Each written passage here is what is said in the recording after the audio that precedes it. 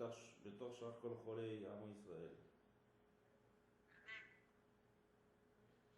טוב. Très bien, Mordechai, c'est à toi. Voilà, bonsoir à tout le monde. On va continuer ce soir la mélacha de Shochet. D'accord, on a commencé la semaine dernière la mélacha de Shochet. On s'arrêtait en plein milieu. Donc on va faire un bref résumé. Quand même, je vois qu'il y en a quelques-uns qui n'étaient pas là. On va répéter en bref, comme on fait toujours. Chaque cours, on fait un peu Hazara du cours d'avant. Et on va continuer. Top. Mélacha de Shochet qu'on a vu la semaine dernière.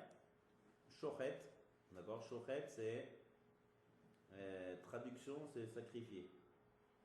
D'accord. Maintenant, Shabbat, Kamouvan. Shabbat, c'est un autre sens. Qu'est-ce que c'est Shochet? On faisait au Mishkan, on faisait la Shrita. D'accord. Dans la construction du Mishkan, on avait besoin de faire la Shrita d'une bête. Pourquoi? Parce qu'on avait besoin d'utiliser la peau. D'accord? Donc on a commencé dans le nouveau groupe, on a étudié la Mélacha de Tzad, qui est capturée. Une fois qu'on capture, on a besoin de la bête, donc on tue la bête. Donc l'action, pourquoi je tue la bête? Parce que j'ai besoin d'utiliser quelque chose dans la bête. Peu importe quoi. En l'occurrence, dans le Mishkan, j'utilise la peau. J'ai besoin des peaux de cerf, j'ai besoin des peaux de tachash pour couvrir le Mishkan. Donc c'est une étape importante dans la construction du Mishkan. Maintenant, Shochet, c'est pas forcément l'acte de la Shrita qui est interdit pendant Shabbat, c'est le fait que la BMA, que je suis en train de tuer, l'animal, il a perdu sa neshama. D'accord? Il a perdu son âme. Même une bête, elle a une âme bestiale. Donc le fait de lui enlever la neshama à tout être vivant, c'est un interdit de la Torah pendant Shabbat, c'est Melachet Shochet. D'accord? Donc on a dit même si par exemple on sort un poisson de l'eau, à part le fait qu'il a déjà été capturé, même s'il ne meurt pas tout de suite, il va mettre du temps, c'est pas grave, c'est une action qui prend du temps, et là, ça dépend du coup que je donne. Si c'est par exemple un poisson, je sors de l'eau, il va mettre un certain temps pour que sa neshama sorte. D'accord? Si je le prends et je le remets tout de suite, il n'y a pas d'interdit de netilat neshama. Il faut que la neshama sorte de l'animal pour que je transgresse la melacha de la Torah de Shochet. Donc des fois ça va mettre du temps, ça va pas être direct, mais c'est pas grave, ça s'appelle pas grave. Hein. C'est un processus, comme bichoul, comme on a expliqué la semaine dernière, que mettre une marmite sur le feu, c'est un processus, donc ça ne cuit pas en une seconde. Mais il y a des mélachot comme ça qui mettent du temps pour se dérouler. D'accord? Ça c'est la mélacha de Shochet. Netilat neshama. Prendre la neshama d'un être vivant, d'un animal. D'accord? Donc on a dit aussi qu'il n'y a pas de shirour à cette mélacha. C'est peu importe la taille de la BMA, celui qui enlève la neshama à une fourmi, c'est assur minatora au même niveau que s'il enlevait la neshama d'un éléphant. Peu importe la grandeur. Du moment que c'est un être vivant et que je lui enlève sa neshama, c'est la définition de la mélacha de Shochet. D'accord? Ça c'est la définition de la mélacha. Ensuite on a vu tuer un moustique qui me dérange. Est-ce que ça n'interdit de la Torah ou pas? Il y a un moustique qui tourne en rond, il me dérange. D'accord? Oui. Oui, c'est l'interdit de la Torah. Tout le monde est d'accord? Vous étiez là la semaine dernière? Parce que ça, c'est une question qui est base pour la suite de toutes les mélacha de Shochet. C'est une question très importante. On a bien expliqué ça la semaine dernière. D'accord? Tuer un moustique. Non, excusez-moi, Rav, je n'y étais pas au cours, mais je pense que tuer un moustique qui nous dérange, je pense que c'était l'interdit de la Torah. Étant donné qu'on tue un animal vivant, donc on tue également son âme. Bon, Qui veut dire autre chose? Comme il nous dérange, ça nous casse la tête. Ça? Comme il nous Ouais, dérange. il y a peut-être un critère de ça qui peut rentrer en Oui, tout à fait. Dérangé. Bon. Alors je vois qu'il y en a beaucoup qui n'étaient pas là la semaine dernière, donc il va falloir qu'on répète. Parce que c'est un des critères fondamentaux dans Shabbat. Et même par la suite, pour comprendre cette mélacha, il faut bien faire cette différence. La mélacha de Shochet, de Netilat Neshama, elle n'existe que si il y a un but. Rappelez-vous à chaque fois ce critère de but. Si au Mishkan on tuait la bête pour utiliser la peau de la bête, d'accord? Ça veut dire qu'il faut qu'il y ait un but qu'on utilise après ce qu'on a tué. Quand on fait la shrita d'une vache, c'est pour après manger la viande. Donc on fait, je donne un exemple, d'accord? Donc on tue pour utiliser la bête. Au Mishkan, on regarde toujours au Mishkan qu'est-ce qui se passait. On tuait pour utiliser la bête.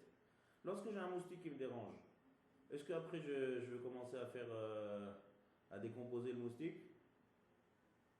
Non, mais c'est parce qu'il nous dérange. Très bien. Il nous dérange, ça c'est une chose. Mais est-ce que lorsque je tue le moustique, je vais utiliser le moustique après ou pas? Non. Non, pas du tout. Donc il manque le but de la Melacha. Le Moi, but. je comprends plus. Pardon? Voilà, du coup, je comprends plus. Le. Parce que tout à l'heure, vous avez expliqué que c'était Netilat, Neshama, donc on prend une âme, etc. Jusque-là, je comprenais très bien. Ouais. Maintenant, pourquoi le critère de but, il rentre dans le Netilat Neshama? Il a fait. Parce que toute action dans Shabbat, on la prend du Mishkan. Il y a une règle fondamentale dans Shabbat que pour définir une Melacha, dans la définition de la Melacha, Netilat Neshama, c'est la définition de l'acte. Mais il y a encore plein de critères pour que ce soit une Melacha. Un des critères, très important, c'est qu'il faut qu'il y ait le même but qu'il y avait au Mishkan.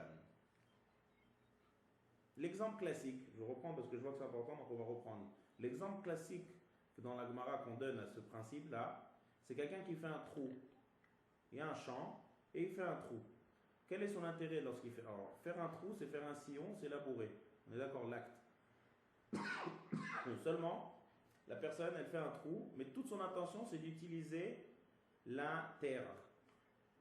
Il a un pot, il veut mettre de la terre dans ce pot, il veut faire un trou. Ton intérêt, c'est pas du tout, son but, c'est pas du tout de labourer, c'est d'utiliser la terre. Est-ce qu'il a transgressé l'interdit de labourer?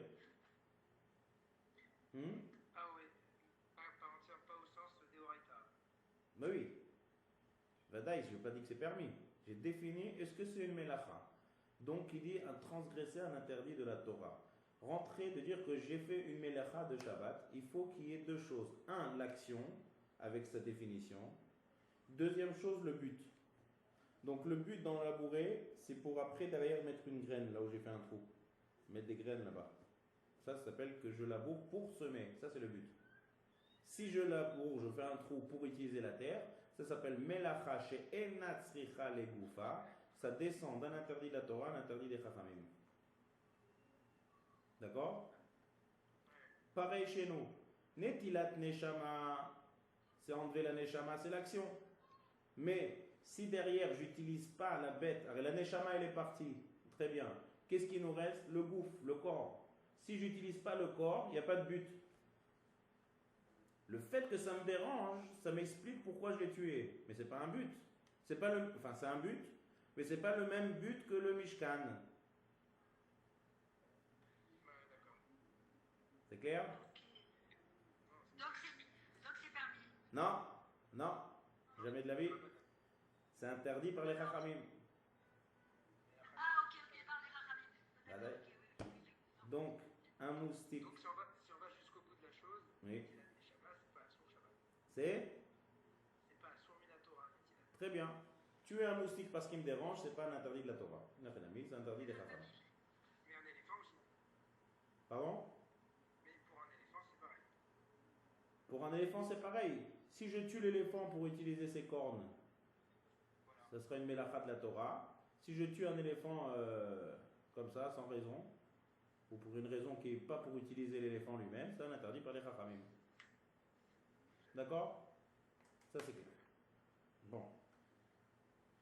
Après Après, on a expliqué aussi une deuxième chose intéressante. Si vous vous rappelez, dans la halakha de tzad capturé, on a dit que s'il y a un petit moustique se pose sur ma main et qui est prêt à me piquer, d'accord? On a dit que j'ai le droit de le capturer. Vous vous rappelez? On a le droit de le capturer. Pourquoi? Bien fait. Et quand c'est tsahar, on a permis un interdit des chachamim. D'accord? Qui est de capturer. Pourquoi c'est l'interdit des chachamim?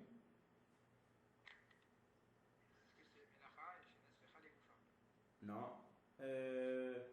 Pas vraiment. C'est en partie vrai, mais c'est pas vrai, ça la vraie raison.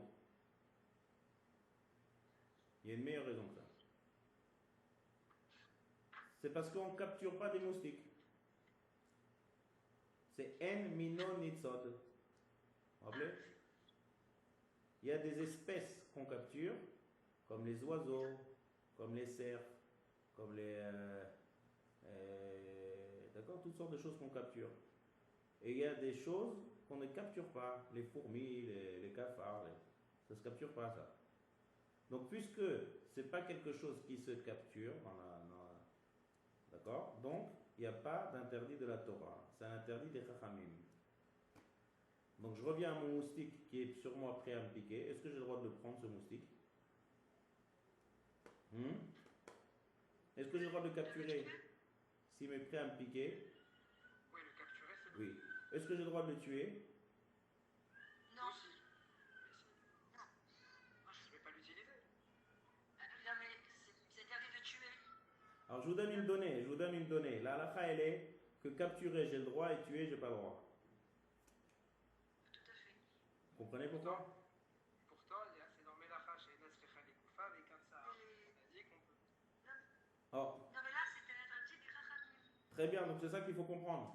Si je donne une règle que les chachamim ont permis de faire un interdit des chachamim lorsqu'il y a un tsar, donc quelle différence entre tuer et capturer? Ça veut dire que tuer, c'est éliminatoire. Très bien. Et donc on a dit que pourtant que tuer un moustique, c'est pas un interdit de la Torah. Donc pourquoi j'ai pas le droit de le tuer? Maintenant, j'ai envie de comprendre quelque chose. Dans le shiur de ce soir, il n'y a personne qui était là la semaine dernière? Hein? Moi, j'étais là. Moi, j'étais absent. Parce que je suis en train de répéter le shiur de la semaine dernière là.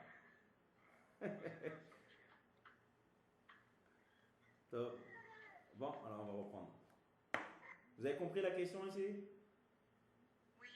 Si je dis une règle, que lorsque je suis dans un cas de tsar, c'est-à-dire moustique sur mon dos, sur ma main, prêt à me piquer, j'ai le droit de capturer, de faire un interdit des chachamim. On vient de dire que tuer aussi, c'est un interdit des chachamim. Donc pourquoi je n'aurais pas le droit de tuer? La réponse, elle est très claire, qu'il y a des niveaux dans les interdits des chachamim. Melacha chez Enat Tzricha Legoufa, c'est beaucoup plus élevé dans le niveau des interdits des chachamim que capturer un moustique. Pourquoi? Parce que capturer un moustique, ça doit être entièrement permis, parce que c'est une action bizarre, on ne capture pas les moustiques. Ça, les chachamim, ils ont dit, regarde, ça ressemble un peu à l'action de capturer, donc on va interdire, mettre une barrière. Mais ce n'est pas du tout une melacha, on ne peut pas appeler ça melacha. Pourquoi? Parce que je fais une action quand même un peu bizarre. On ne capture pas des moustiques. Tandis que lorsque je tue, je fais la melacha. Je fais l'action de la melacha d'enlever la neshama. Sur ça, il n'y a aucune différence entre un moustique et un éléphant. Seulement, il y a une petite nuance dans le but. Vous voyez la différence? Donc, c'est plus chamour, c'est plus fort. Et je ne peux pas permettre ce niveau-là pour un petit tsar de moustique. Par contre, je peux permettre celui qui est un peu inférieur, capturer. Est-ce que tout le monde a compris ce que je viens de dire? Je répète? Oui. Je répète. Je répète. C'est pas évident, mais ici on essaye d'un peu de tout expliquer. Pour sortir avec une melacha, avec tout ce qu'il faut savoir. Mais il faut que ça soit clair, donc je peux répéter autant de fois que vous voulez, pas de problème. Il y a un moustique qui est... Pardon? Pardon. Ouais. Pardon, Rav. Ouais. Pourriez-vous, s'il vous plaît, me rappeler la définition de Sahar? Tsar, Tsar, c'est souffrance. Souffrance. Piqûre de moustique, c'est embêtant. C'est metsaer. Ça embête, c'est fait un peu souffrir, pas un petit peu. D'accord. Donc il y a un moustique qui est sur ma main, prêt à me piquer. C'est tsar, ça. S'il va me piquer, ça va être tsar. Très bien. On a permis un interdit des chachamim, mais comme tsar, dans ce cas de figure. Quel interdit? Capturer le moustique. Ok? J'ai permis de capturer le moustique lorsqu'il je suis en cas de tsar. S'il est en train de survoler comme ça, il n'est pas encore posé sur moi, je n'ai pas le droit de capturer. Parce que c'est interdit des chachamim. S'il est prêt à me piquer, posé sur moi, prêt à me piquer, j'ai le droit de le prendre sans le tuer. Tuer, j'ai pas le droit, capturer, j'ai le droit. Question. Alors, même tuer le moustique, c'est l'interdit des chachamim parce qu'il manque le but. C'est quoi le but? Utiliser le moustique. Lorsque je tue le moustique, je ne l'utilise pas après. C'est pas un interdit de la Torah, c'est un interdit des chachamim. Donc, quelle différence entre capturer et tuer? Réponse. Capturer, c'est beaucoup plus chamour. Chamour en hébreu, ça veut dire un niveau beaucoup plus élevé dans la gravité du issur. Et c'est très compréhensible. Pourquoi? Parce qu'il y a la melacha. La melacha, elle est là, elle se trouve. Donc capturer un moustique, c'est pas du tout une melacha. Pourquoi c'est pas une melacha capturer un moustique? Parce que si je fais quelque chose de bizarre, on ne capture pas des moustiques. Donc ça ne rentre pas dans la melacha de capturer. Seulement, ça ressemble, les chachamim ils ont dit, regarde, ça ressemble, on va mettre une barrière, on va interdire. Mais comme ça, on va te l'enlever la barrière. Dans le cas précis où le moustique se pose prêt à piquer. Mais tuer, c'est un acte important, c'est un acte qui est très très proche de la melacha. Il manque juste une petite nuance, il n'y a pas le but. C'est ça qui le fait descendre d'un niveau des rabbanan. Et c'est un des rabbanan chamour. Un des rabbanan de ce niveau-là, je ne peux pas le permettre d'une comme ça. C'est clair? Oui. D'accord. Donc il y a deux niveaux dans les isurim des rabbanan. Voilà, Bédiouk. La preuve, je vais vous donner la preuve. Melacha, lorsque je fais une melacha quand il n'y a pas le but, ouais, on a dit que c'est des rabbanan. Il faut savoir que d'après le Maïmonide, le Rambam, pour lui, pour son avis à lui, on ne retient pas ça la halacha. Mais pour lui, il n'y a aucune différence entre une melacha chez Tzricha Legoufa et une autre Tzricha Legoufa. Quand il n'y a pas le but d'après le Rambam, ça n'interdit la Torah. Vous voyez le degré de gravité que c'est. La halacha, tous les poskim, tous les rishonim n'ont pas été d'accord avec le Maïmonide sur ce qu'il dit. Et donc la halacha, on ne tient pas l'avis du Maïmonide. Ça descend à des rabbanan. Mais c'est quand même rien à voir avec un autre issour des rabbanan qui n'est pas melacha. Clair? C'est clair, mais en termes de sanctions, celui qui transgresse un issour des rabbanan chamour, ouais. et un issour des rabbanan, je sais pas, kal, je sais pas si on peut dire ça, il reçoit quand même ces 39 coups. Ah oui, vaut mieux pas faire les deux, il n'y a aucune différence. Point de vue sanction. Il n'y a pas de différence dans la punition. Voilà. C'est l'homme chané. Des oraïta ou des rabbanan, point de vue sanction, ça n'a aucune différence. Des oraïta aussi. Si ça sort, ça sort. Ça n'a aucune influence dans l'action. Quand j'ai fait les cours d'introduction au tout début, j'ai bien expliqué qu'est-ce que c'est des rabbanan d'oraïta. Il n'y a aucune différence. Tout est interdit au point de vue ilchatique, point de vue punition, point de vue onesh, kromra. Seulement, dans les critères de halakha, il y a beaucoup de nuances. C'est pour ça que j'ai dit, quand il y a des interdits d'oraïta et des rabbanan, il y a deux intérêts. Premièrement, pour comprendre. Ça nous permet beaucoup de comprendre si je définis ce que c'est Minatora ou Midera-Banan. Ça nous permet de bien comprendre. Et après, quand j'arrive à des cas pratiques, je comprends bien chaque acte. Et deuxième chose aussi, il y a des différences après, il y a des théorèmes de Shabbat, comme les théorèmes de mathématiques, des théorèmes de Shabbat dans des halachot qui vont avoir des énormes différences, il s'agit d'un issur des Rabbanan ou un issur de la Torah. D'accord? C'est pour ça que c'est très important à chaque fois de bien l'écrire. De bien définir. Bon. Maintenant, on continue. Si j'ai un chien enragé, mais pas enragé c'est peut-être dangereux, piquoir nefesh. Un chien qui mord et qui veut faire une bonne blessure, il n'y a pas de sakanat nefesh. Et il est en train de me charger. Ouais. Est-ce que j'ai le droit de le tuer? S'il charge, c'est une sakanat nefesh. Non, il n'y a pas de sakanat nefeshot. C'est quelque chose qui, on va dire un serpent, un autre exemple, un serpent qui n'est pas venimeux. Maximum qu'il peut me faire, c'est une morsure. Alors le but c'est l'action Est-ce que j'ai le droit de le tuer? C'est comme le moustique. Tout dépend du but. Est-ce qu'on peut graduer le tsar? Il y a des gradations dans le tsar? Oui, par rapport au moustique, c'est plus fort. C'est un vrai Nézek. C'est Alors, c'est pas une souffrance, c'est quoi? C'est l'amour, quoi. un dédommagement. C'est un dédommagement, une blessure. On est sur un tsar niveau 2 avec une melacha, shenat recha likoufa, tramou.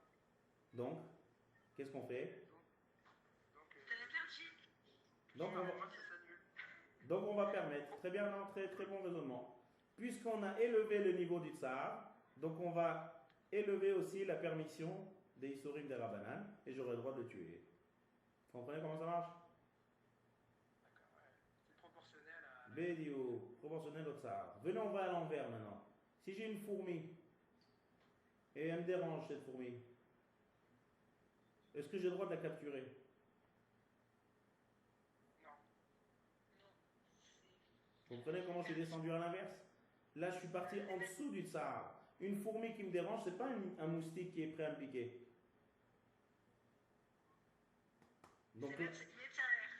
Donc ça, même un issour des Rabbanan pas chaud, je ne veux pas le permettre. Vous comprenez? Si maintenant, j'ai un lion qui est en train de me charger dessus, est-ce que j'ai le droit de le... Non, pas il est en train de me charger dessus. Il se trouve dans une situation qui peut nuire à quelqu'un. Est-ce que j'ai le droit de le tuer? Voilà. Là, c'est fini, là, on ne rentre plus dans les règles. Du moment qu'il y a un safek de pikuach nefesh, il n'y a plus aucune règle, bataille qu'on tue pikuach nefesh d'Oché Shabbat. D'accord? Donc il y a 4 niveaux. Il y a des bêtes qui sont dangereuses et qui ont un lointain même risque de danger mortel, ça on tue Bamakom. Il n'y a pas de règle. Pikuach nefesh d'Oché Shabbat. Ensuite, il y a toutes sortes de bêtes qui causent d'un dédommagement dans le corps de la personne. Un serpent qui n'est pas venimeux, un chien dangereux. D'accord? Alors là, on a dit que s'il me charge, j'ai le droit de le tuer. D'accord? Ensuite, on descend de niveau. Des moustiques, des choses comme ça qui font pas un vrai dédommagement, mais qui causent un peu de tsar. Alors, s'ils sont en position de tsar, c'est-à-dire qu'ils sont prêts à piquer, j'ai le droit de capturer, mais je n'ai pas le droit de tuer. Et si c'est des choses qui ne dérangent pas du tout, bon, ils peuvent déranger. Un cafard, c'est un peu dérangeant. Une fourmi, c'est un peu dérangeant. Mais ce n'est pas un tsar. Alors là, je n'ai pas le droit ni de capturer ni de tuer. D'accord?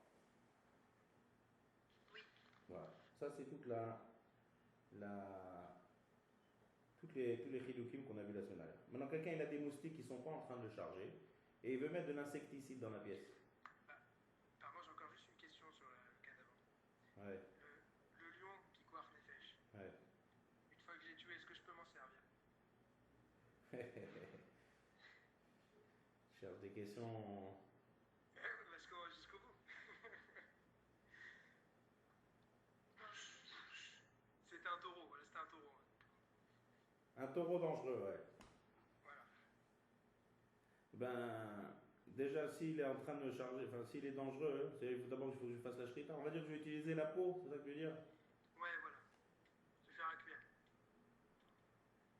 Faut que je vérifie ça, mais à première vue, j'ai le droit. Parce que l'action que j'ai faite, elle est permise.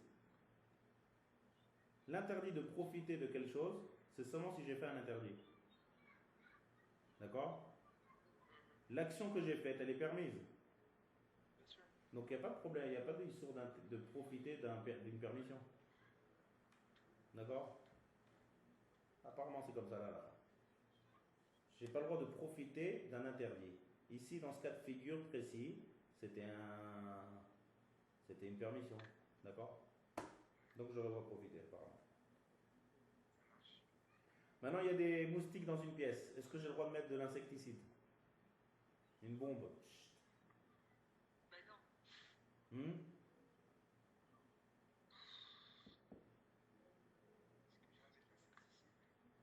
Ben on se graisse, de toute façon, si tu démarres. C'est des moustiques qui sont à risque de piqûre.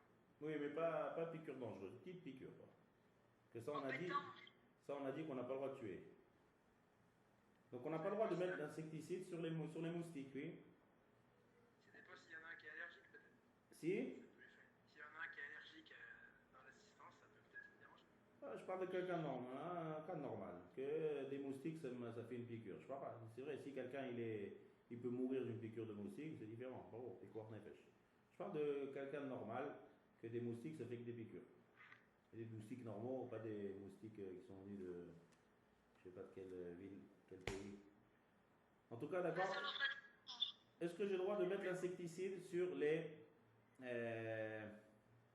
moustiques? Alors, directement sur les moustiques, c'est sûr que sa source s'appelle tuer. On a vu qu'il y a une possibilité qu'on peut tuer les moustiques. On peut mettre l'insecticide. Quelle possibilité?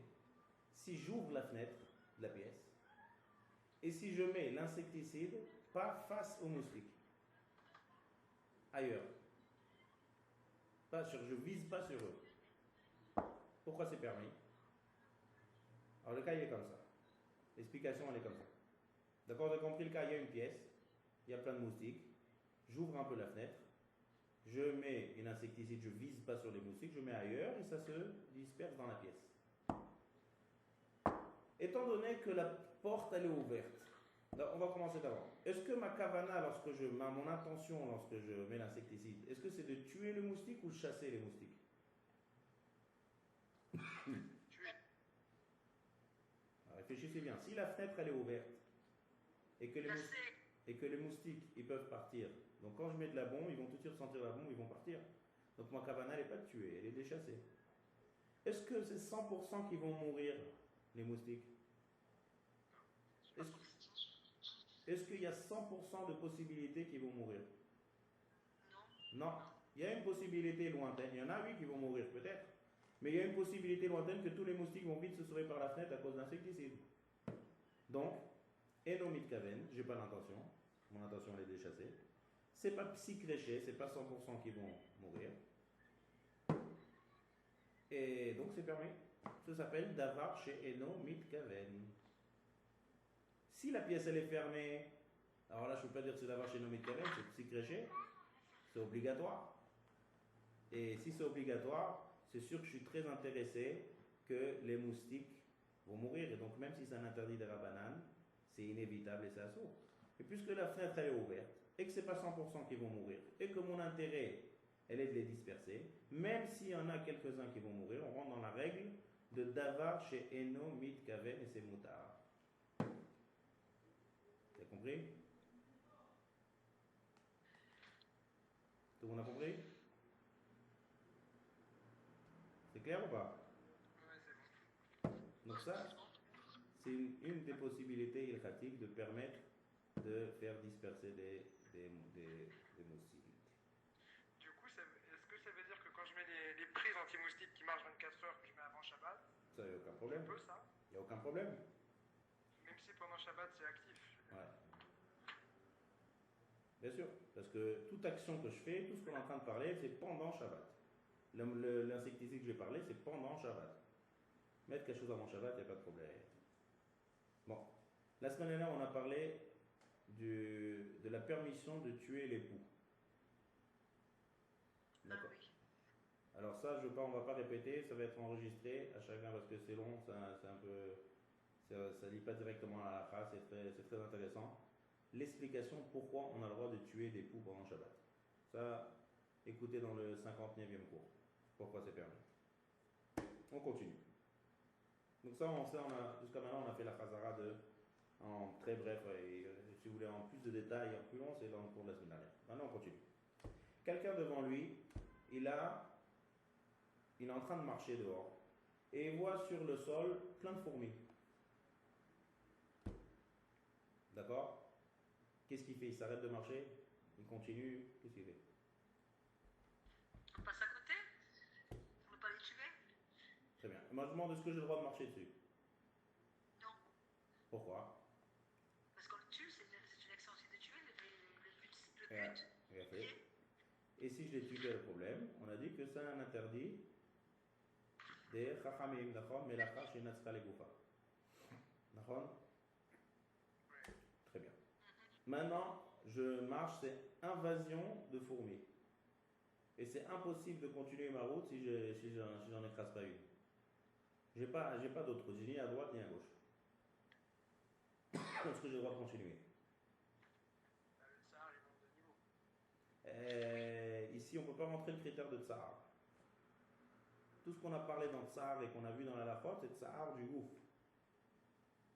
On n'avait pas dit par exemple pour les chaussures. Pardon? On ne peut pas défaire les chaussures quand il a le nœud. On va dire que c'était un tsar de garder les chaussures Ouais. tout Shabbat. Donc du coup, il peut défaire le nœud. Donc il y a une autre notion de tsar aussi dans cette vision-là. C'est très difficile de comparer d'une mélacha à l'autre. Parce que là-bas, le nœud, c'était déjà une khumra. Il y en avait qui permettaient. C'est difficile de comparer l'un à l'autre. Je reste ici, venons, reste dans cette mélacha. Ici, c'est différent. Pourquoi c'est différent? Regardez. Quand je marche, est-ce que j'ai l'intention de tuer les fourmis ou j'ai l'intention de marcher? L'intention de marcher. Bon. Donc déjà, on est ailleurs. Vous comprenez ce qui se passe ici? J'ai pas l'intention en marchant de tuer les fourmis. Moi, mon intention, elle est de marcher. Bon, très bien, on commence avec ça. Mais, dans mon cas de figure, c'est inévitable. C'est-à-dire c'est impossible, je suis obligé de tuer lorsque je marche. Donc ça s'appelle en hébreu, en théorème de Hilchot Shabbat, psik-réché. Inévitable. D'accord? Quelle est la règle dans psik-réché? Vous connaissez ce théorème de psik-réché d'avoir chez l'homme mitkaven? Oui, on a dit que c'était Nichalé ou le Nichal. D'abord, avant ça, il y a une autre question à se poser. Si c'est de Oraïta ou de Rabbanan. Très bien. Est-ce que c'est d'Oraïta ou des Rabbanan? Des Rabbanan. Des Rabbanan. Des Rabbanan Chamour. Non, pourquoi Chamour? Des Rabbanan Chamour, Nachon. Des Rabbanan Chamour, parce que c'est tuer sans le but. D'accord? Mais ici, il y a quelque chose d'intéressant, c'est que je marche avec mes pieds. Donc c'est un peu un chinouille. Donc j'ai descendu un peu dans la Khumra à l'interdit d'être même. Mais c'est peu importe. Psik-réché, dans un interdit des Rabbanan, quand j'ai pas l'intention, est-ce que maintenant c'est Nichalé ou lo Nichalé? Est-ce que je suis intéressé que les fourmis meurent? Non. Pas du tout. C'est pas comme le moustique de tout à l'heure. Le moustique de tout à l'heure, je suis très intéressé à ce qu'il meure. Et quand je tape dessus, j'ai l'intention de le tuer. Vous voyez la différence? Tandis qu'ici, premièrement, je marche, je ne tue pas.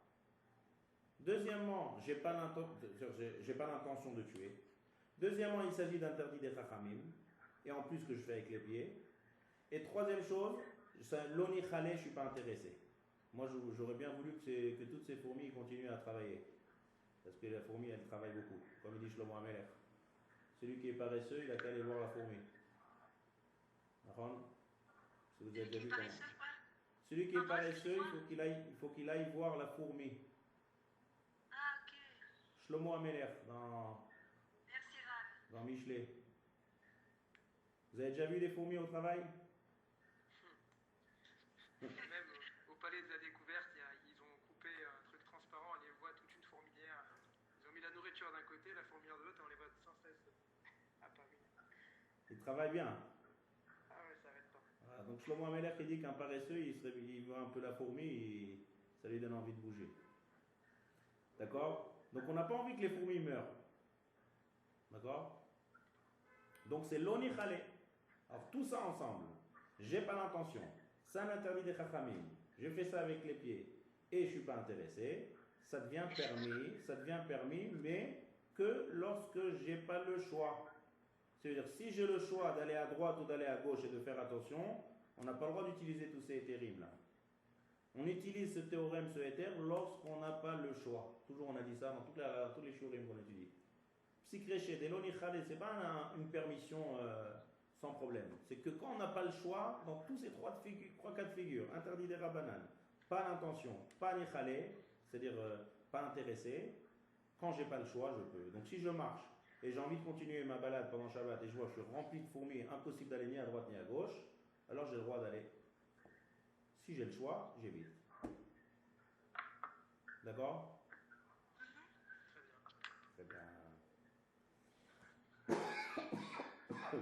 Maintenant, ce qui paraît, il y a un moyen de régler le problème avec les fourmis, c'est de mettre du clou de girofle.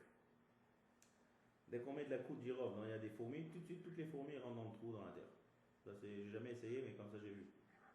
C'est intéressant à essayer une fois. Ah tiens, je ne savais pas ça. Je ne le savais pas. Ouais. On peut donc tuer donc les fourmis. Non, je tue pas. Je mets de la côté des fourmis des clous de girofle. Cyporène. Ah tiens. Et donc, en quelques secondes, ils vont tout de suite disparaître d'eux-mêmes. Et donc, je pourrais continuer à marcher. Bon, mais ça, il faut avoir de la clou de girofle dans la poche. C'est bon à savoir. Ouais, c'est bon à savoir. Ouais. Donc, maintenant, on passe à la deuxième partie de la Melacha de la Melacha de Shochet. C'est quoi? C'est Otsaat Dam. Alors là, je crois qu'on a deux médecins avec nous ce soir. Ça, Linda et Jonathan. Ouais. Donc ils vont nous aider ici à nous comprendre cette deuxième partie-là, parce qu'on va voir plusieurs cas de médicaux ici. Vous allez voir. Avant tout, il faut définir. Deuxième chidouche qu'il y a dans la Melacha de Shochet, c'est sortir du sang. D'accord? Faire sortir du sang, c'est un interdit de la Torah. Pourquoi? Parce qu'il y a l'âme dans le sang. Très bien. Dans le sang est porteur de Neshama. Ça veut dire la Neshama de l'homme, la partie la plus basse c'est le Nefesh. D'accord? Et le Nefesh, il habite sur le sang. D'accord? Il y a un lien entre le sang et l'âme. C'est un lien spectaculaire. C'est d'ailleurs ça qu'on fait dans la bracha de Asher Yatzar, ou mafli la asot. C'est spectaculaire comment Kadosh Baruch Hu met le matériel avec le spirituel. Parce que l'âme, c'est dans le domaine du spirituel. D'accord? En tout cas, le sang, c'est le dam. Il y a un passouk dans la Torah qui est Adam ou un nefesh. Donc si maintenant je fais une prise de sang, je sors du sang d'un être vivant pendant Shabbat, homme ou animal, c'est un interdit de la Torah de Netilat Neshama. C'est quoi le chidouche ici? C'est que je ne suis pas obligé de sortir toute la Neshama pour transgresser l'interdit de Netilat Neshama. Même partiel, même partie de la Neshama qui se trouve dans le sang, c'est un interdit de la Torah. Toujours dans le but. Bien sûr, on va y arriver tout de suite. On va y arriver tout de suite au but. Juste avant, il faut savoir que le Rambam, lui, il n'est pas d'accord avec ça. Quand on va dans le Rambam, il y a toujours une vision un peu différente des Rishonim. Dans pas mal d'endroits, ouais, pas dans tous les endroits. Mais le Rambam lui dit que c'est un interdit de dash. C'est-à-dire quoi dash? C'est extraire voilà, extraire. Parce que le sang, il est incorporé dans le corps, dans l'animal. Le fait d'extraire le sang, c'est melechet dash. Bon, là, la halakha n'est pas comme ça, bien sûr. Le Rov des Rishonim, ils disent que c'est pas du tout melechet dash. Pourquoi? Parce que pour que ça soit dash, regardez les exemples de dash. Battre le blé, presser un raisin. Qu'est-ce qu'on a vu encore dans dash? Traire la vache. D'accord? Tout ça, c'est des choses qu'on a l'habitude de faire. C'est des actions qui se font journalier, c'est des actions qui se font ou de manière industrielle, ou chacun chez lui à la maison. Le fermier pour les vaches, d'accord? Mais faire sortir du sang, c'est pas quelque chose de normal, c'est pas quelque chose d'habituel, c'est pas un acte qui rentre dans le quotidien. Donc on ne peut pas rentrer ça dans le cadre de Melacha. D'accord? C'est pour ça que tous ces Rishonim ne disent pas que ça rentre dans la Melacha de Dash. Par contre, ça rentre dans la Melacha de Netilat Neshama, une partie partielle de la Neshama. Top. Très bien. Maintenant, qu'est-ce qu'il faut faire tout de suite dès qu'on a commencé à définir la Melacha? Tout de suite, il faut voir le but. Et là, ça va être très important, vous allez voir dans le cas pratique qu'on va voir par la suite. Quel est le but ici? Si je veux utiliser le sang, c'est le but. C'est comme dans la bête. Si je prends de sang pour utiliser le sang lui-même, d'accord? Ça, c'est comme dans la Mishkan. Qu'est-ce qu'on a vu dans le Mishkan? On tue la bête pour utiliser la peau. Maintenant, il y a le sang que j'ai extrait de l'être, de la personne. Ce sang-là, il était porteur de Neshama. Cette Neshama, elle est partie. Maintenant, j'utilise le sang. Donc, extraire le sang d'un être vivant et avec pour but d'utiliser le sang, c'est une mélacha de Horaïta de Shochet. Clair? Oui. Il a fait. Deuxième chidouche maintenant. Ça, c'est intéressant. Si maintenant, point de vue médical, il y a des fois des cas de figure où si je sors le sang, c'est une guérison pour la personne. À l'époque de la Gemara, on faisait akazat dam. C'est-à-dire que, je sais pas, aujourd'hui on n'est plus noué avec ça parce qu'on est faible, mais à l'époque de la Gemara, pour se soulager, pour enlever des maladies, on faisait se vider, on se vidait de son sang. Des saignées, voilà. D'accord? Donc faire une saignée, il y a un but à ça. C'est pas juste pour faire sortir du sang. C'est pour après se sentir mieux. Donc il y a un but dans le corps où le sang a été enlevé. Donc ça ressemble à tuer une bête pour utiliser la peau. Parce que la bête, elle était avec une neshama, j'ai enlevé la neshama et j'ai un but dans ce qui reste. Donc pareil, il y a un corps qui avait du sang, j'ai enlevé le sang, j'ai un but dans le corps. C'est quoi le but? Médical, santé. Mais c'est pas le but du Mishkan. C'est pas le même but que celui du Mishkan. Que celui de? Que celui qui était au Mishkan. Très bien. Alors il faut comprendre quelque chose ici. C'est pas le même but. Au Mishkan, encore une fois, je donne un exemple. Quelqu'un qui tue une vache pendant Shabbat, il fait la shrita pour manger avec l'intention de manger un bon steak. Quel interdit il a fait?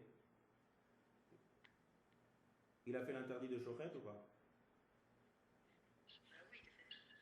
Oui. Oui. Parce que on a dit c'est pour les peaux. Donc toi tu veux dire que quelqu'un qui tue une bête avec l'intention de manger un steak, il n'a pas transgressé l'interdit de la Torah? Il a transgressé, c'est dans le but de manger. Quelle différence avec le moustique qui me dérangeait? J'ai tué le moustique pour plus qu'il me dérange. Réfléchis-toi, dis-le-moi. Je ne vais pas tout dire. Dans les deux cas, j'avais un but. Ça ne me dérange pas, l'autre c'est manger un steak. Mais dans la Torah, c'est faire la peau, si j'ai bien compris. Non, réfléchis un peu plus, tu vas voir tout de suite la différence. Réfléchis. Mais le but du Mishkan, lorsqu'on tue une bête, c'est pour utiliser la peau. Et dans ce cas-là, donc c'est pour manger. Donc c'est pour s'alimenter. Donc quoi? Donc il n'y a pas le but? Le but n'est pas le même. À moins que dans le Mishkan, il y avait plusieurs buts. Non. Dans le Mishkan, c'est pour utiliser la peau. Donc voilà, donc c'est un but. Celui-ci, le but n'est pas le... Bon, alors je vais vous expliquer. Je vais vous mettre un peu d'ordre ici, il y a un peu de bilboul. Je vais expliquer ce qui se passe. Au Mishkan, il y avait des actions. D'accord? Ça commence par le fait que ce que je vois qu'il y avait au Mishkan, on tuait pour utiliser la peau. Très bien. Maintenant, c'est sûr qu'on ne va pas s'arrêter à la peau. On va s'arrêter à l'action. Ça veut dire quoi? L'action que je fais, il y a Netilat Neshama. Le but, j'ai dit, il y a Neshama et Gouf ensemble. Il y a corps et âme. L'âme, elle est partie, j'utilise le corps. Alors le corps, il y a plein de choses dans le corps. Il y a la peau, il y a la viande. Au Mishkan, on utilisait la peau. Mais si moi maintenant, je fais la même action, je tue une bête pour manger sa viande, ça s'appelle que j'utilise, le but de l'action, il est d'utiliser le corps où l'âme était avant introduit dedans. Ok? Ça veut dire, je ne peux pas m'attarder juste sur le cas précis du Mishkan, sinon il n'y a que 39 actions précises qui seront interdites le jour du Shabbat et tout est permis. Vous comprenez? Ça, c'est pas possible. Les melachot de Shabbat, c'est bien voir ce qu'il y a au Mishkan et le transférer dans des mêmes critères. C'est-à-dire qu'il faut qu'il y ait un but. Donc, tant qu'il va avoir un but sur le corps, peu importe le but, ça sera un interdit de la Torah. Le moustique, c'est pareil. Jonathan? Dans cette idée, j'utilise pas le corps du moustique. Très bien, j'utilise pas le corps.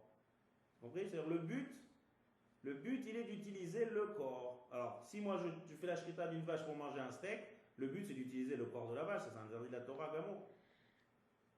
Oui. D'accord? Tandis que si je tue le moustique et je ne veux pas utiliser le moustique lui-même, alors là c'est pas un interdit de la Torah. Ce sera Melacha chez Natskhale Goufa. D'accord? Ça, c'est dans la bête. Revenons au sang. Au sang, il y a un autre idouche. Il y a deux buts.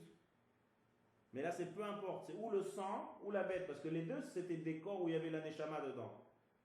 Donc, des fois, j'utilise le sang lui-même. Et des fois, j'ai un intérêt que le corps soit sans sang. Sans sang, ouais. J'écris pas. À vous de faire l'orthographe. D'accord? Très bien. Ça, c'est la définition de la melacha de shochet dans la deuxième partie de la melacha, c'est-à-dire faire sortir du sang. Très bien. Maintenant, un autre idouche. Si le sang il ne sort pas de la bête, on va prendre par exemple on va prendre un homme, d'accord? Et il y a du sang, mais le sang il est sorti. Je fais une action que je fais sortir le sang. Seulement le sang, il ne sort pas de la personne. Il va s'arrêter à la peau.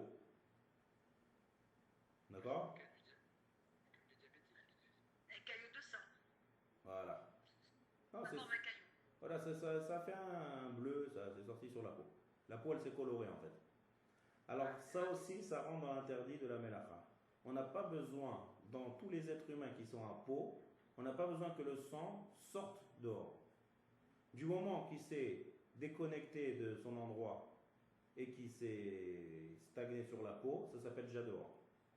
La preuve, c'est que le sang, il change de couleur, il est déjà hors fonction, ce sang-là. Donc ça s'appelle qu'il a été déconnecté et ça s'appelle qu'il est Netilat Neshama. D'accord? C'est d'ailleurs la raison pourquoi il se forme. Un hématome, on peut pas, ça veut dire. C'est-à-dire que lorsqu'il est au stade de l'hématome, le sang, il est mort. Oui? J'ai dit qu'on va avoir besoin de médecins là pour ce cours. Enfin, je ne sais pas combien de temps il nous reste, mais pour le cours d'après peut-être. D'accord? Donc ça, c'est le sang. Vous avez compris pourquoi? Parce que dès qu'il s'arrête à la peau, ce serait un être sans peau, alors le sang, il sort directement. Le fait qu'il y a la peau, ça fait un arrêt au sang. Mais le sang, il a déjà été déconnecté. Il a déjà été en fait tué, si on perd en termes ilkhatiques. Parce que si on dit que le sang, il y a une vie, il y a la neshama, ce sang-là de l'hématome, c'est un sang qui est mort en fait. Donc le fait qu'il n'est pas sorti, ça veut pas dire que je n'ai pas encore transgressé la melacha. D'accord? Donc ça c'est valable pour tous les êtres qui ont une peau. Pour tous les bémots, tous les chayot, toutes les volailles, l'homme. Et la Torah, elle fait 8 même dans les reptiles. Il y a 8 reptiles qui ont une peau. Comme le rat, la souris, les saves, c'est la tortue. D'accord? Il y a des reptiles qui n'ont pas de peau, il y en a qui ont des peaux, il y en a 8. Shmone Shratim, c'est le nom d'un des prakim de Maseret Shabbat. D'accord? Maintenant on continue. Quelqu'un qui blesse quelqu'un pendant Shabbat. Il donne un bon coup et il y a du sang qui sort. Ou bien il lui fait un bon hématome. Bon, à part, je ne parle pas le côté moral ici des choses. Hein. On est dans le shiur d'Alakha ici. D'accord? Il n'a pas utilisé le sang. Il n'a pas? Lui, il n'utilisera pas le sang. Il n'utilise pas le sang du prochain. Donc je demande, c'est ce que je suis en train de demander. Alors, il y a du sang qui sort. Donc l'action c'est Otsaat Dam. Est-ce que ça l'interdit de la Torah ou pas? Et si le blesse volontairement? Volontairement. Mais le sang, il va rien en faire. Le sang, il va rien en faire. Quelqu'un qui blesse quelqu'un pendant Shabbat, volontairement, vous dites, hein? Voilà. Même en semaine, on n'a pas le droit. Hein. Il ne faut pas déduire des choses qui n'existent pas. On n'a pas le droit de blesser quelqu'un. On est d'accord. Je suis en train de traiter le cadre ilkhati des choses. Quelqu'un qui blesse quelqu'un pendant Shabbat, alors... Donc il y a les tilates des Shabbat. Donc est-ce que ça l'interdit de la Torah ou pas? Des rabbanan. De la Torah. Très bien. C'est un interdit des rabbanan. Pourquoi? Parce qu'ici, il manque le but. Mais mieux que ça encore. Mieux que ça, ça s'appelle mekalkel. Vous vous rappelez de on a déjà parlé de ce principe-là dans Melechet Korea.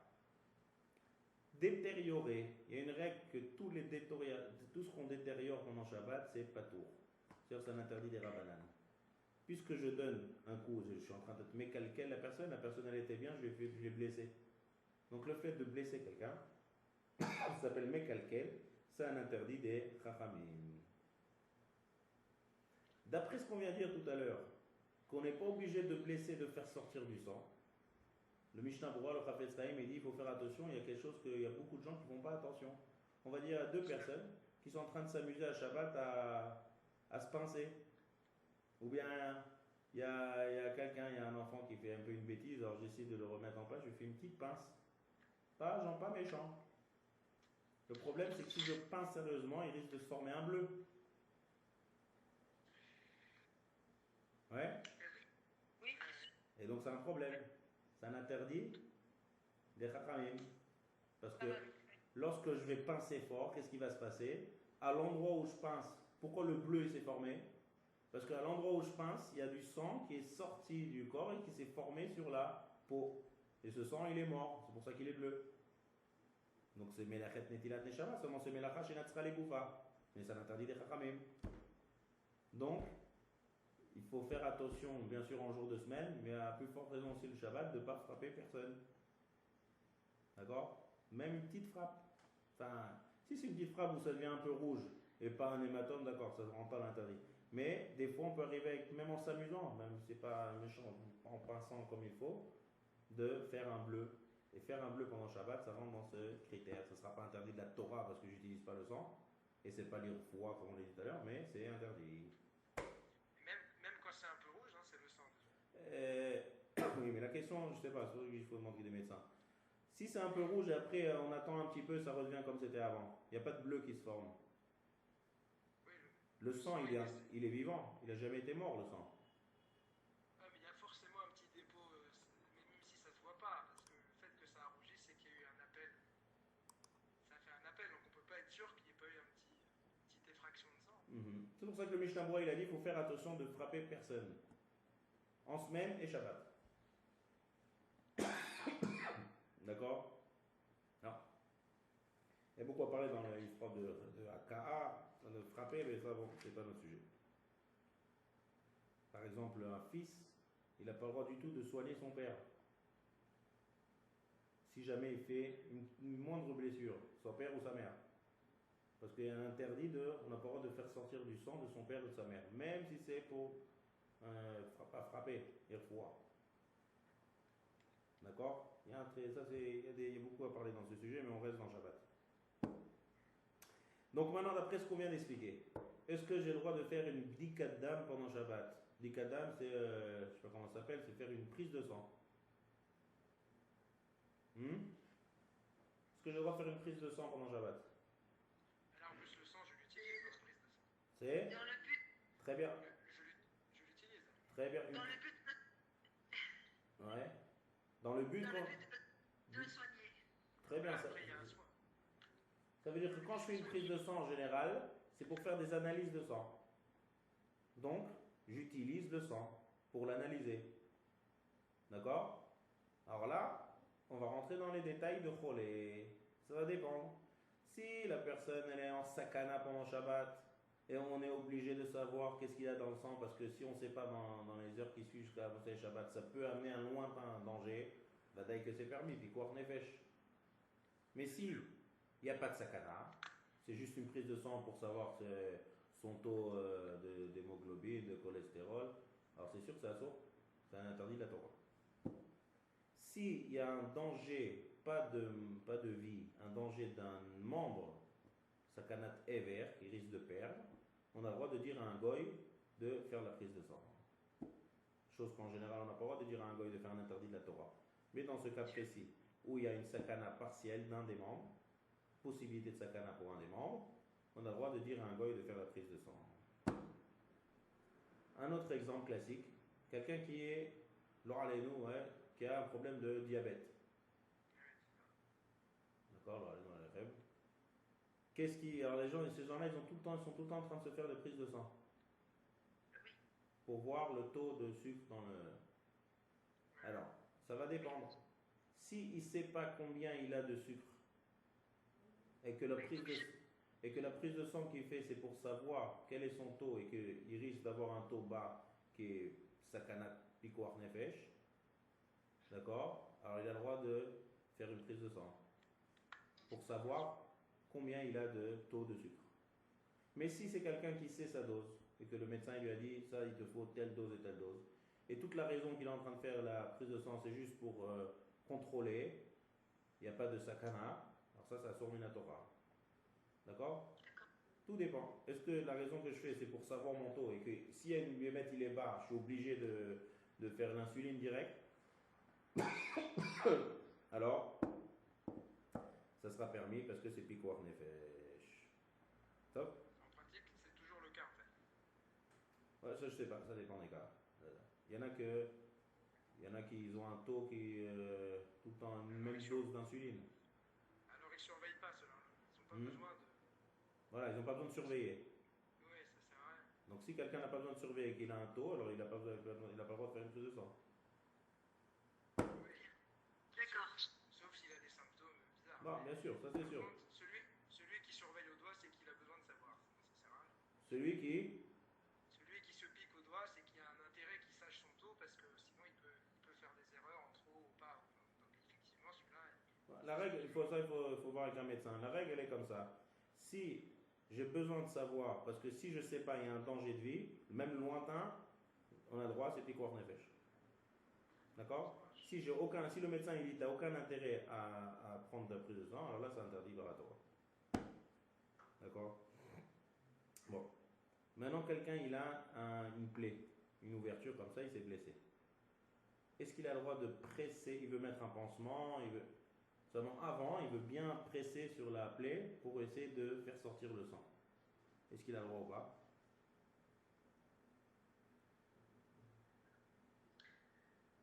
Ça sert à rien de toute façon. Je presse sur la plaie, d'accord? Et après, je vais désinfecter, je vais mettre le pansement. On a vu qu'on pouvait mettre un pansement, on a vu qu'on pouvait désinfecter, parce que c'est pikuach nefesh si on ne désinfecte pas. On a le droit de désinfecter pendant Shabbat, on a le droit de mettre un pansement. On a vu comment il fallait mettre le pansement, on a étudié le Rotofer.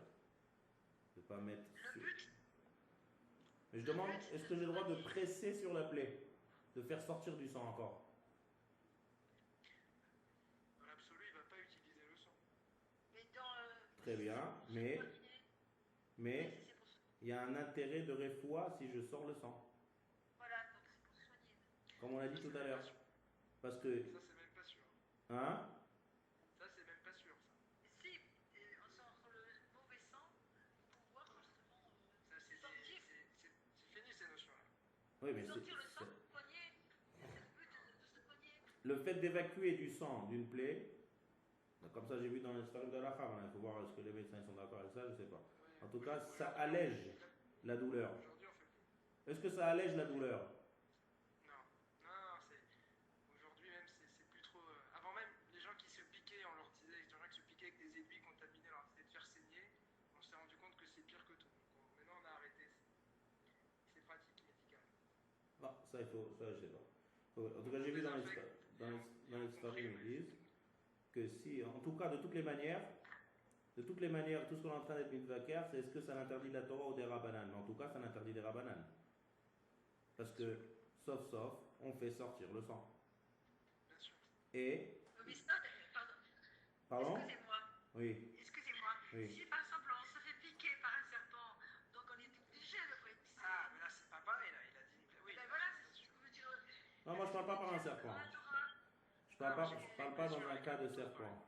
Dans un cas de serpent, si on s'est fait piquer par un serpent qui est venimeux, c'est pikuach nefesh. Bien sûr. Bien sûr, là, On a c'est le droit de presser, on a le droit donc de faire sortir le sang. il faut même aspirer. Mais là, ça C'est fait- pikuach nefesh là. Attendez, il ne faut pas mélanger toutes les notions.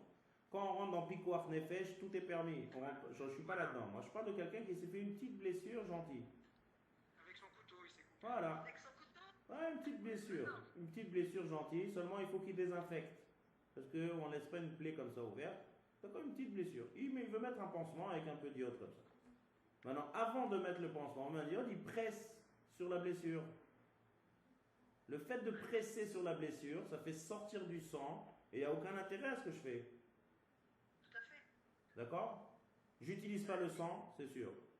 Est-ce que c'est bon pour la personne? En discussion, je ne sais pas. On laisse question ouverte. En tout cas, même si on dit que ça n'a aucun intérêt pour la personne réfoua, mais en tout cas c'est interdit, parce que je fais sortir du sang, donc l'acte il est ici de Melechet Netilat Neshama. Donc j'ai pas le droit. D'accord? Si je veux désinfecter, hein, si j'ai une plaie comme ça, je mets sous le robinet comme ça, je rince, et je mets désinfecté, je mets le parfum. Sans presser sur la plaie. D'accord?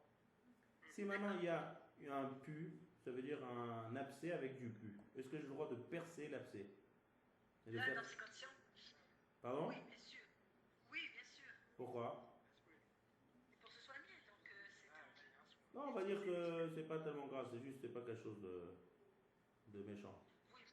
Oui, mais de laisser le pu dans cette plaie, on risque une infection. Non, c'est pas quelque chose, oui, c'est pas quelque chose qui risque d'infecter. Je parle vraiment juste de l'action elle-même. Alors là, d'abord, la halakha dit que le pu, c'est pas du tout du sang.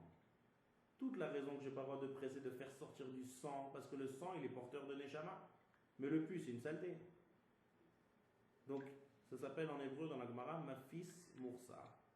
C'est-à-dire crever un abcès de pu, il n'y a aucun problème pendant Shabbat, c'est moutar le khatrila. Le problème, c'est que ça appelle le sang. Ça appelle le sang rapidement. Ah, Tout à fait. ça peut appeler le sang. Dès que le sang arrive, j'aurai plus le droit de presser. D'accord? Ah oui, il arrête.